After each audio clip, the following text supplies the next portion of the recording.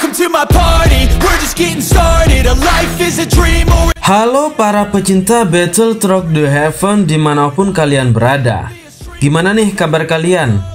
Mimin doakan semoga kalian selalu sehat dan banyak rezeki ya, agar kalian selalu tetap bisa melanjutkan jalan cerita dan petualangan Xiaoyan menuju ranah Daudi tentunya ya. Yuk siapkan kopi dan tetap enjoy mendengarkan cerita dan petualangan Xiaoyan selanjutnya.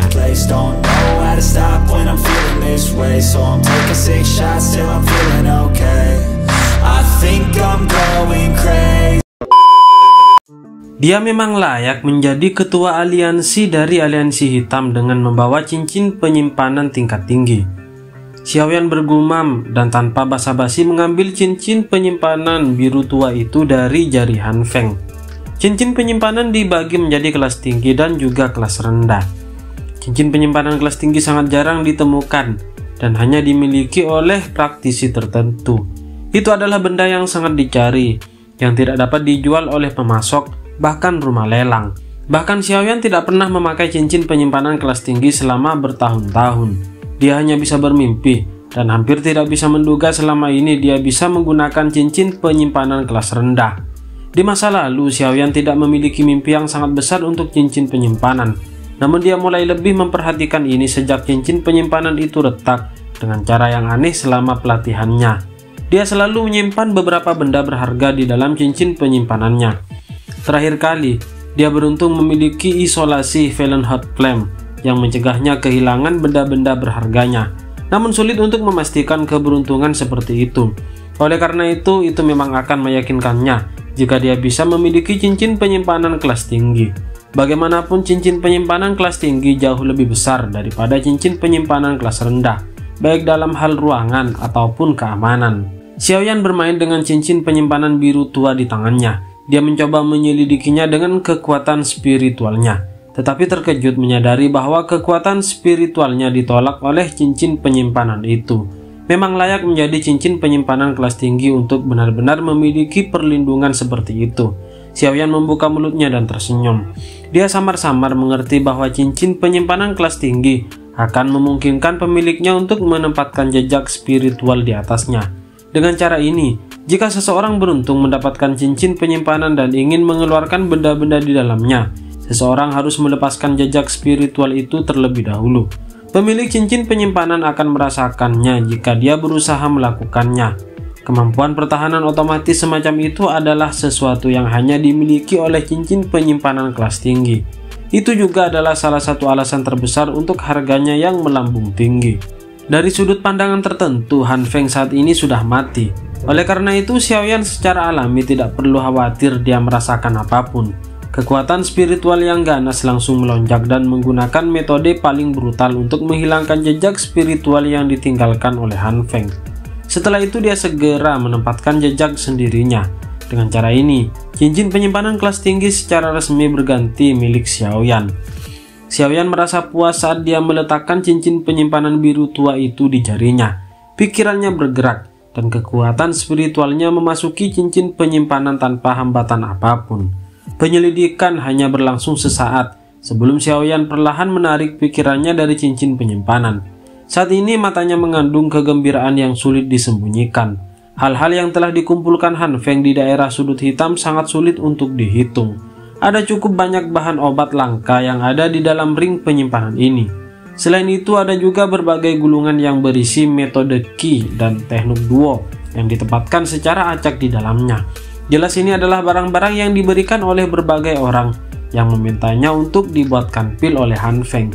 Meskipun dia hanya melihat sekilas, koleksi yang kaya di dalam cincin penyimpanan menyebabkan Xiaoyan merasa sangat bersemangat.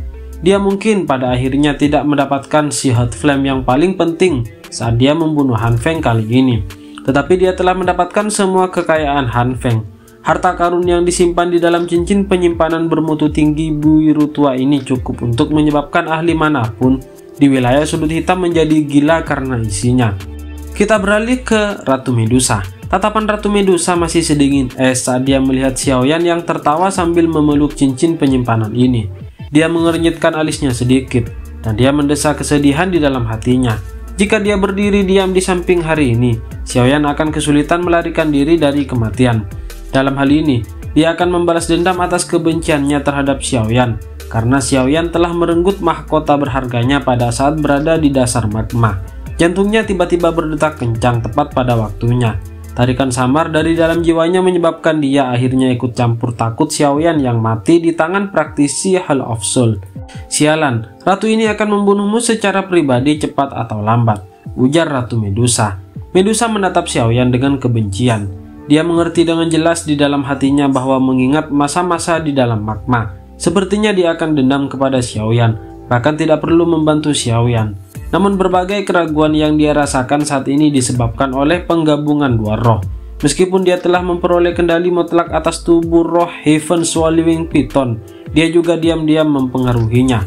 Heaven Swallowing Python telah mengikuti di samping Xiaoyan selama 1 atau 2 tahun dan sudah cukup melekat kepadanya. Keterikatan semacam itu sedikit banyak menyebabkan beberapa perubahan kecil pada Ratu Medusa selama penggabungan roh. Menurut situasi normal, Ratu Medusa harusnya pergi dan kembali ke ras ular di Gurun Tager luas sekarang setelah dia bergabung dengan roh Heaven Swallowing Python dan memulihkan kekuatannya. Sekarang bagaimanapun dia terus berada di sekitar Xiaoyan. Situasi seperti itu disebabkan oleh pengaruh keterikatan dari Heaven Swallowing Python.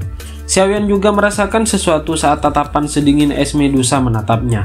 Dia mengangkat kepalanya dan tersenyum malu. Kakinya mundur beberapa langkah tanpa meninggalkan jejak. Meskipun dia tidak mengerti mengapa orang yang sangat ingin membunuhnya ini benar-benar menyelamatkannya, dia masih merasakan ketakutan yang besar pada Ratu Medusa yang membunuh tanpa berkedip. Ini terutama karena dia saat ini dalam kondisi terluka, di mana dia bahkan tidak memiliki kekuatan untuk melarikan diri. "Yang mulia Ratu, terima kasih banyak telah menyelamatkan saya kali ini. Xiaoyan akan mengingat bantuan ini. Saya pasti akan membalasnya di masa depan jika saya memiliki kesempatan." Xiaoyan tersenyum canggung di hadapan Ratu Medusa yang dingin tanpa emosi. Ratu Medusa benar-benar mengabaikan senyum malu Xiaoyan. Tatapannya acuh tak acuh saat dia menatap Xiaoyan. Dia dengan lembut mengencangkan tangannya yang halus dan energi 7 warna yang berwarna-warni perlahan melonjak. Keringat segera memenuhi dahi Xiaoyan saat melihat tindakan Ratu Medusa. Wanita ini memang temperamental. Dia baru saja menyelamatkannya, tetapi dia sekarang sebenarnya berencana untuk membunuhnya. Suara angin yang deras tiba-tiba muncul di langit tepat saat Ratu Medusa mengambil langkah maju. Sosok tua Suqian muncul di depan Xiaoyan. Tatapannya dengan hati-hati menatap Ratu Medusa, menangkupkan kedua tangannya. Dia berkata, "Master, bolehkah saya tahu siapa Anda? Bisakah Anda mengungkapkan nama Anda? Anda mungkin kenalan lama dari Akademi Jianan kami." Xiaoyan segera menghela nafas lega saat Suqian muncul. Dia dengan hati-hati menggeser tubuhnya ke belakang dan dengan lembut berkata, "Tetua pertama, hati-hati." Wanita ini memalingkan wajahnya lebih cepat. Sudut mulut Suqian bergerak-gerak tanpa sadar saat mendengar pengingat Xiaoyan. Dia benar-benar tidak tahu bagaimana orang ini telah memprovokasi wanita ini, menyebabkan dia mengejarnya dengan serius. Selain itu, hal yang menyebabkan Suqian menjadi sangat putus asa adalah bahwa orang ini harus pergi dan memprovokasi seorang ahli tingkat seperti Douzong.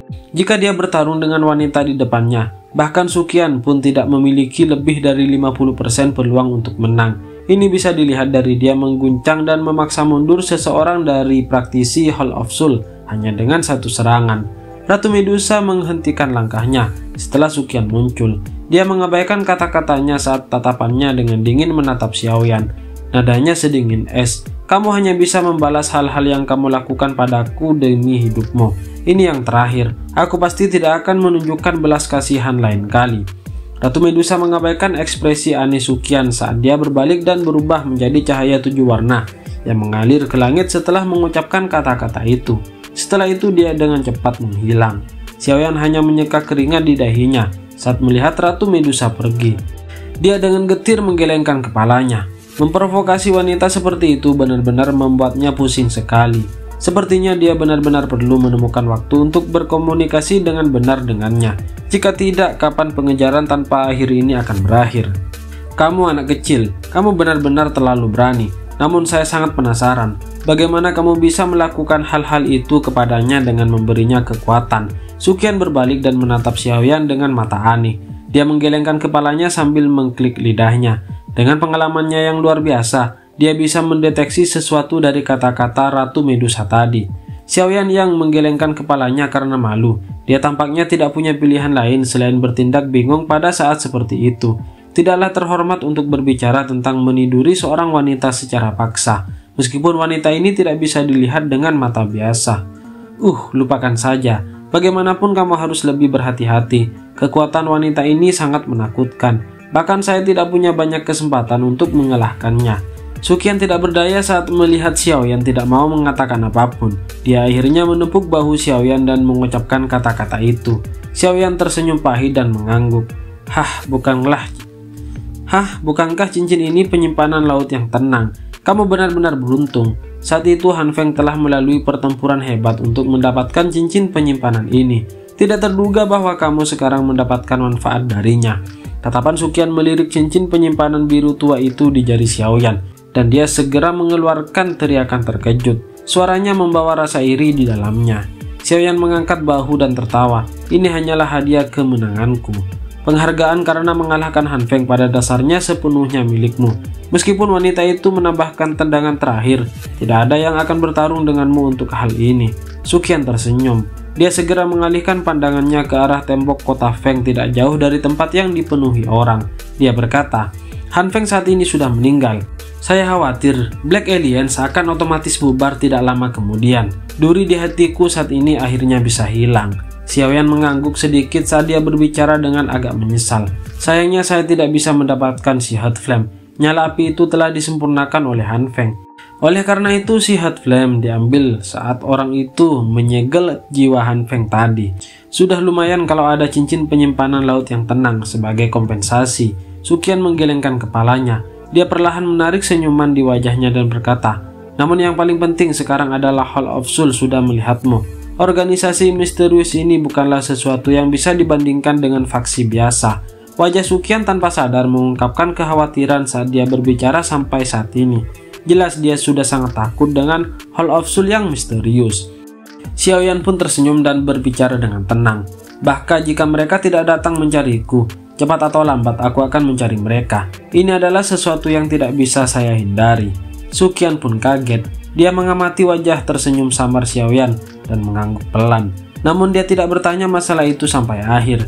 Yang dia lakukan hanyalah menepuk bahu Xiaoyan dan berkata, kamu harus memulihkan diri dulu. Manfaatkan waktu sebelum organisasi itu datang mencarimu untuk meningkatkan sedikit kekuatanmu. Di masa depan kamu akan tahu betapa menakutkannya mereka. Suqian berbalik dan perlahan berjalan menuju bagian luar dataran setelah mengatakan ini. Xiaoyan menyaksikan sosok Suqian secara bertahap menghilang dan tersenyum. Suatu hari di mana dia bertabrakan langsung dengan Hall of Soul adalah sesuatu yang lama dalam ekspektasinya. Namun hal yang membuatnya bersuka cita adalah saat ini dia sudah memiliki kekuatan untuk melindungi dirinya dan juga gurunya. Jika dia berada pada kondisi puncaknya hari ini, dia percaya bahwa dia akan mampu menarik mundur kembali gugusan kabut hitam aneh itu. Saat ini dia tidak memiliki kekuatan seperti itu, makanya dia harus berlatih sangat keras. Dan kemudian kita lanjut ke chapter selanjutnya guys ya.